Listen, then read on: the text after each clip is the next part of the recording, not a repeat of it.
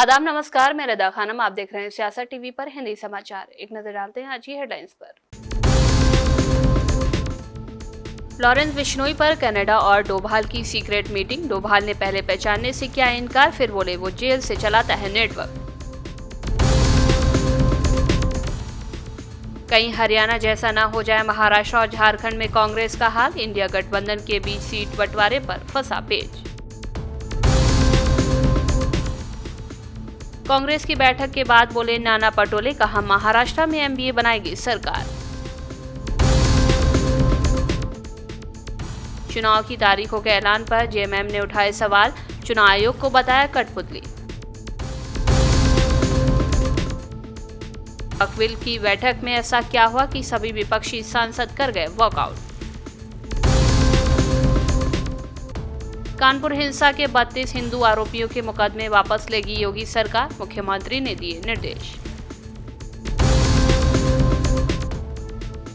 बहराइच के बाद बाराबंकी में बवाल होते होते बचा। धार्मिक स्थल पर बजाया डीजे, फेंका गुलाल।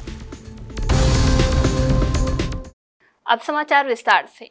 कनाडा और भारत के बीच चल रही तनातनी के बीच कनाडा के प्रधानमंत्री जस्टिन ट्रूडो के ने आरोपों ने तनाव और भी ज्यादा बढ़ा दिया है। उनका कहना है कि हरदीप सिंह निज्जर और खालिस्तानी नेताओं पर हमले करने के लिए भारत लॉरेंस बिश्नोई के गैंग की मदद ले रहा है। इस बीच अमेरिकी अखबार की एक रिपोर्ट में दावा किया गया है कि पिछले महीने भारत और कनाडा की एक सीक्रेट मीटिंग हुई थी। भारतीय सुरक्षा सलाहकार अजीत डोभाल पिछले हफ्ते सिंगापुर में थे, जहां पर कनाडा के अधिकारियों के साथ उनकी सीक्रेट मीटिंग हुई थी। इस मीटिंग में कनाडाई अधिकारियों ने लॉरेंस बिश्नोई गैंग को लेकर बात की थी।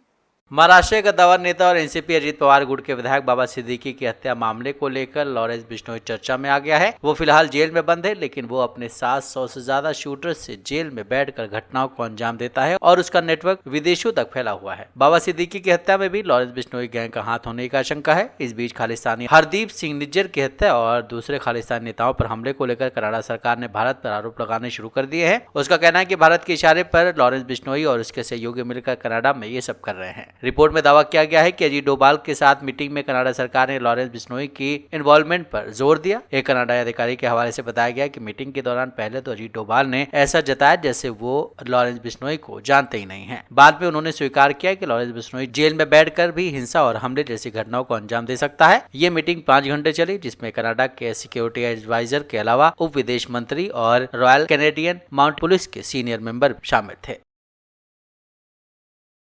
निर्वाचन आयोग आज महाराष्ट्र और झारखंड में विधानसभा चुनाव की तारीखों का ऐलान करेगा। इसको लेकर आज प्रेस कॉन्फ्रेंस हो रही है।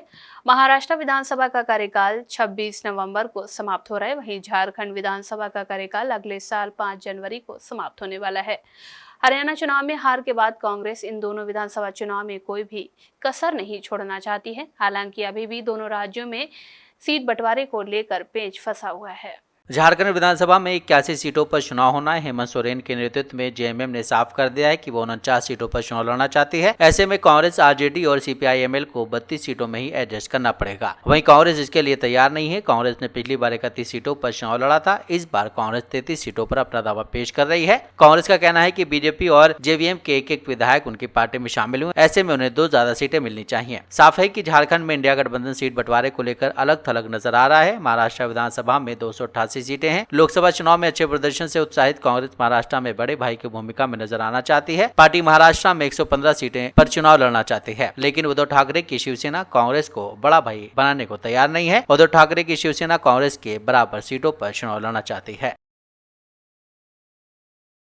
महाराष्ट्र में अगले कुछ महीनों में विधानसभा चुनाव होने वाले हैं, जिसको लेकर महाराष्ट्र की सियासत में जबरदस्त गर्माहट देखने को मिल रही है।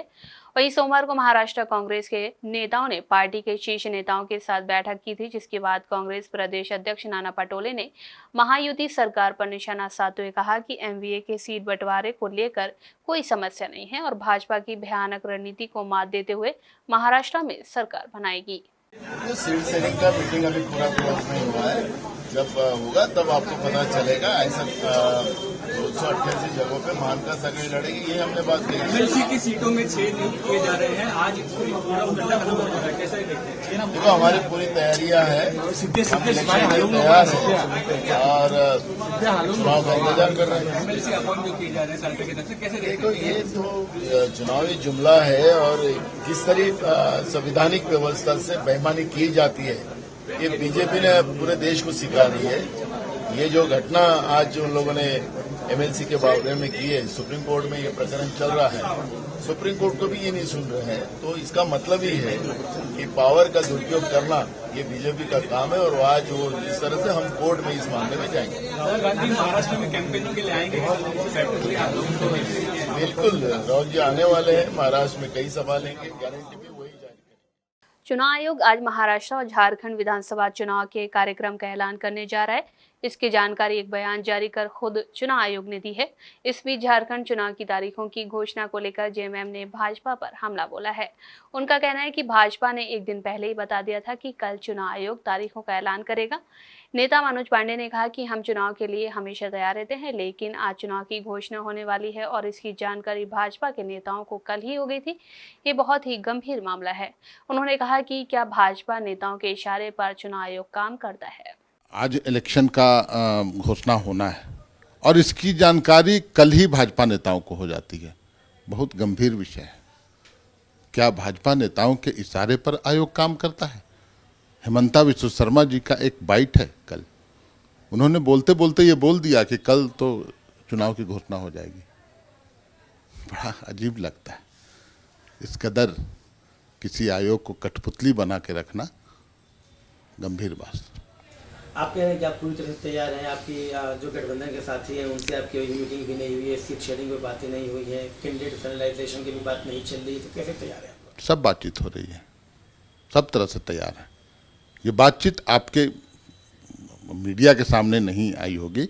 हमारी बातचीत के कई पहलू हैं, कई माध्यम हैं। हाँ, एक औपचारिक बैठक होगी जो आप लोगों के द्वारा भी कवरेज लिया जाएगा और आप लोगों को जानकारी में भी होगी और उस बैठक के बाद सब कुछ स्पष्ट हो जाएगा।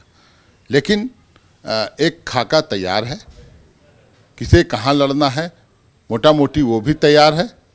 घोषणा बाकी है, 2-3 सीट पर जीत है जिस पर बात होगी और फिर आगे चुनाव आयोग आज महाराष्ट्र और झारखंड में होने वाले विधानसभा चुनाव की तारीखों का ऐलान करने वाला है। दोनों राज्यों में तारीखों के ऐलान से पहले मीडिया ने मुख्य चुनाव आयुक्त राजीव कुमार से विपक्षी दलों द्वारा ईवीएम पर उठाए जा रहे सवाल को लेकर क्वेश्चन किया, जिस पर मुख्य चुनाव आयुक्त राजीव कुमार ने जवाब दिया। उन्होंने कहा कि जनता मतदान को लेकर सवालों के जवाब देती है। जहां तक ईवीएम का सवाल है वे 100% फुल प्रूफ है।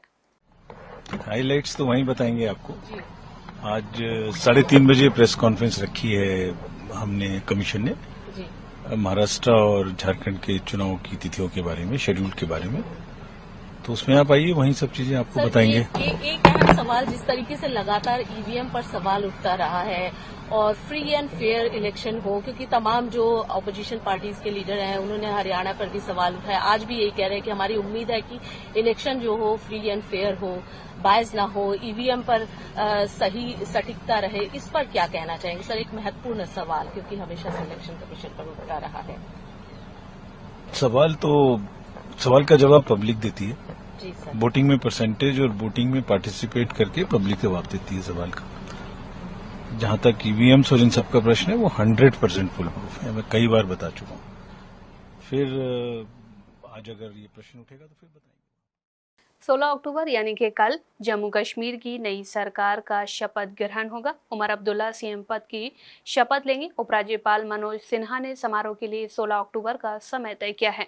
उपराज्यपाल की तरफ से उमर को जारी चिट्ठी में उन्हें सरकार बनाने का न्योता दिया गया है। नेशनल कॉन्फ्रेंस को कांग्रेस, आप और निर्दलीय विधायकों ने समर्थन देने का ऐलान पहले ही कर दिया था। गौरतलब है कि जम्मू कश्मीर विधानसभा चुनाव में नेशनल कॉन्फ्रेंस कांग्रेस गठबंधन ने जीत हासिल की। नेशनल कॉन्फ्रेंस के उपाध्यक्ष उमर अब्दुल्ला को गठबंधन का नेता चुना गया है। इससे पहले जम्मू कश्मीर से रविवार को राष्ट्रपति शासन हटा लिया गया था, जिससे केंद्र शासित प्रदेश में नई सरकार के गठन का रास्ता साफ हो गया है। उमर अब्दुल्ला ने खुद एक्स के जरिए जानकारी दी है कि उन्हें एलजी ऑफिस की तरफ से सरकार बनाने का न्योता दिया गया। उमर अब्दुल्ला ने लिखा है कि एलजी मनोज सिन्हा जी के प्रधान सचिव की ओर से चिट्ठी पाकर खुशी हुई। उन्होंने मुझे जम्मू कश्मीर में अगली सरकार बनाने का न्योता देने वाली चिट्ठी सौंपी है। एलजी की चिट्ठी में लिखा गया है कि मुझे 11 अक्टूबर को नेशनल कॉन्फ्रेंस के अध्यक्ष फारूक अब्दुल्ला की चिट्ठी मिली, जिसमें यह बताया गया कि आपको सर्वसम्मति से विधायक दल का नेता चुना गया है। चिट्ठी में आगे कहा गया है कि मुझे कांग्रेस के प्रदेश अध्यक्ष तारिक हमीद कर्रा, माकपा सचिव जीएन मलिक, आपके राष्ट्रीय सचिव पंकज कुमार गुप्ता और निर्दलीय विधायकों प्यारेलाल शर्मा, संतोष शर्मा, मोहम्मद अकरम, रामेश्वर सिंह और मुजफ्फर इकबाल खान की चिट्ठी मिली है, जिसमें उन्होंने आपके नेतृत्व में सरकार बनाने का समर्थन दिया है। मुझे आपको जम्मू कश्मीर में सरकार बनाने का न्योता देने में खुशी हो रही है।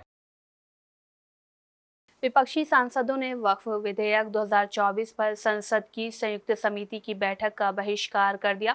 विपक्ष ने आरोप लगाते हुए कहा कि समिति नियमों के मुताबिक कार्य नहीं कर रही है। वे लोकसभा अध्यक्ष से अपनी समस्याओं को लेकर बात करेंगे। समिति ने देश भर में लोगों से वक्फ बिल को लेकर सुझाव मांग रही है। विभिन्न शहरों में हितधारकों के साथ चर्चाएं कर रही है। विपक्षी सांसदों ने बैठक का बहिष्कार करते हुए आरोप लगाया कि समिति नियमों के मुताबिक काम नहीं कर रही। विपक्षी सांसदों ने अनवर मरीपटी पर, कर्नाटक सरकार और कांग्रेस अध्यक्ष मल्लिकार्जुन खड़गे पर बेबुनियाद आरोप लगाने का आरोप लगाया है। कांग्रेस के गौरव गोगोई और इमरान मसूद, डीएमके के राजा, शिवसेना यूबीटी के अरविंद सावंत, एमआईएम के असदुद्दीन ओवैसी, समाजवादी पार्टी के मोहिबुल्ला और आम आदमी पार्टी के संजय सिंह ने बैठक का बहिष्कार किया है। उन्होंने कार्रवाई के खिलाफ कड़ी नाराजगी जताई है। शिवसेना यूबीटी सांसद अरविंद सावंत ने कहा है कि हमने बहिष्कार किया है क्योंकि समिति सिद्धांतों और मानदंडों के साथ काम नहीं कर रही है। नैतिक और सैद्धांतिक रूप से वो गलत है। उनको देखते हुए विपक्षी सांसदों ने लोकसभा अध्यक्ष से मिलने और वक्फ विधेयक पर अपनी चिंताओं से अवगत कराने का फैसला किया है। समिति ने आज फिर से बैठक करने की उम्मीद की है। इस बैठक में अल्पसंख्यक मामलों के मंत्रालय के प्रतिनिधियों से मौखिक सबूत सुने जाएंगे। राजधानी दिल्ली में सर्दी के दौरान वायु प्रदूषण को नियंत्रित करने के लिए दिल्ली सरकार सख्त कदम उठा रही है। सरकार ने दिल्ली के अंदर सभी प्रकार के पटाखों के निर्माण, बिक्री, भंडारण और इस्तेमाल पर व्यापक प्रतिबंध लगाने का फैसला किया है। ये प्रतिबंध तत्काल प्रभाव से लागू हो गया है। सारे प्रतिबंध 1 जनवरी 2025 तक लागू रहेंगे। जैसा पहले से ही अनुमान था कि जब मौसम विपरीत परिस्थितियों की तरफ बढ़ता है, जब विपरीत परिस्थितियों की बात करता हूं मैं, तो हवा कम हो जाती है, स्पीड, बारिश बंद हो जाती है और टेम्परेचर डाउन जाता है, तो एक्यूआई का स्तर बढ़ना शुरू होता है। जब एक्यूआई का स्तर बढ़ता है, उसके लिए सीएक्यूएम ने, केंद्रीय वायु गुणवत्ता प्रबंधन जो आयोग है केंद्र सरकार का, उसने 4 ग्रेड में ग्रैप का निर्धारण किया है। 200 से ऊपर जब एयर क्वालिटी इंडेक्स बढ़ता है और 300 तक, तो उसमें ग्रैप 1 लागू होता है, जिसमें मुख्य तौर पर एडवाइजरी अलग अलग विभागों के लिए जारी की जाती है और कुछ जो है एक्शन लेने के लिए निर्देश जो है वो जारी होते हैं। आज से उसको लागू कर दिया गया है पूरे दिल्ली में, पूरे एनसीआर के अंदर, जिसमें मुख्य तौर पर जो धूल का प्रदूषण है उसको नियंत्रित करने के लिए, जिसको लेकर के ऑलरेडी 7 अक्टूबर से दिल्ली के अंदर हम लोग एंटी डस्ट कैंपेन चला रहे हैं और उसको सख्ती से पालन किया जा रहा है। इसके साथ साथ जो जगह जगह कूड़े जलने की घटनाएं हैं, बायोस मास बर्निंग, उसकी सख्ती से निगरानी करने का निर्देश दिया जा रहा है। साथ ही साथ जो गाड़ियों का पोल्यूशन है उसे कंट्रोल करने के लिए पीयूसी की चेकिंग, उसके साथ साथ जो पुरानी गाड़ियां हैं उनको नियंत्रित करना, इस तरह की जो कार्रवाइयां हैं, जो कंजेशन पॉइंट्स हैं उस पर ज्यादा ट्रैफिक फोर्स को लगाने का काम किया जाएगा। साथ ही साथ जो दिल्ली के अंदर या बाहर चारों तरफ जो कोयले से जो है वो दुकानें चलती हैं, होटलों में जो यूज किए जलाए जाते हैं, उस पर जो है रोक लगाई जाएगी। इसमें खासतौर से ग्रैप में जो दिल्ली एनसीआर में पावर कट होने की वजह से, प्रॉपर बिजली सप्लाई न होने की वजह से जनरेटर का जो उपयोग होता है उस पर रोक लगाने के लिए निर्देश दिए गए हैं। जो ईंट भट्ठों का जो पोल्यूशन होता है उसको निगरानी करने के लिए निर्देश दिए गए हैं। तो इस तरह से अलग अलग जो सोर्सेज हैं उसको नियंत्रित करने के लिए आज से कार्रवाई करने का निर्देश दिया गया है। दिल्ली के अंदर हम इसे सख्ती से लागू करते हैं और पहले से ही हम इसको लेकर के काफी सक्रियता से काम कर रहे हैं और आगे भी करेंगे। यूपी में 10 सीटों पर विधानसभा उपचुनाव होने वाले हैं, जिसमें कानपुर की सीसमऊ सीट भी शामिल है। सपा की पारंपरिक सीट कही जाने वाली सीसमऊ सीट को भाजपा हथियाना चाहती है, जिसे देखते हुए भाजपा ने नया सियासी दांव चलाया है। योगी सरकार ने कानपुर में साल 2015 में दो गुटों के बीच हुई झड़प के आरोपियों को लेकर बड़ा फैसला किया है। यूपी सरकार ने 32 आरोपियों के खिलाफ चल रहे मुकदमे को वापस लेने का निर्देश दिया है। कानपुर में साल 2015 में मुहर्रम के जुलूस के दौरान दो गुटों में भीषण झड़प हुई थी। इसी के बाद 32 हिंदू समुदाय के आरोपियों के खिलाफ मुकदमे दर्ज किए गए थे।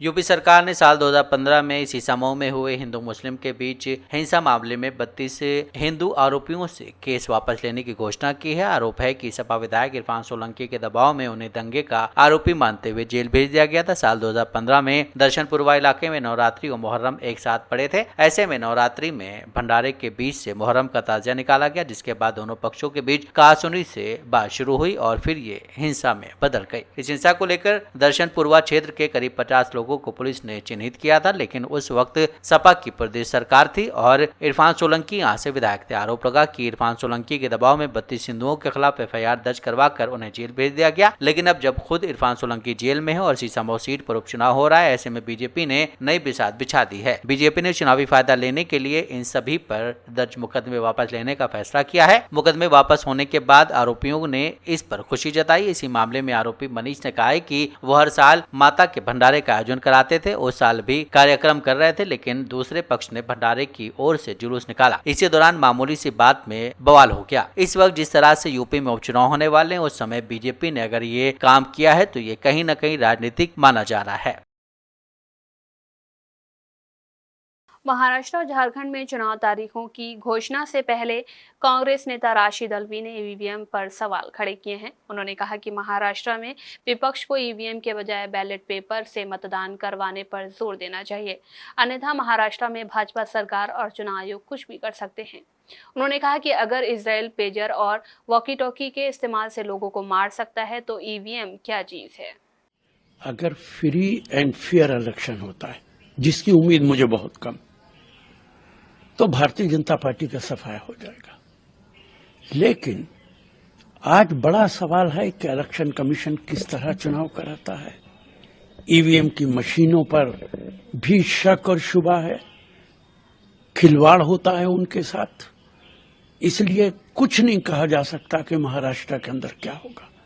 हमने छत्तीसगढ़ के अंदर देखा है, मध्य प्रदेश के अंदर देखा है, और अब हरियाणा के अंदर सारे एग्जिट पोल कह रहे थे, हरियाणा का हर नागरिक कह रहा था कि कांग्रेस पार्टी की सरकार बनेगी, लेकिन नतीजा आते आते कुछ और आया है।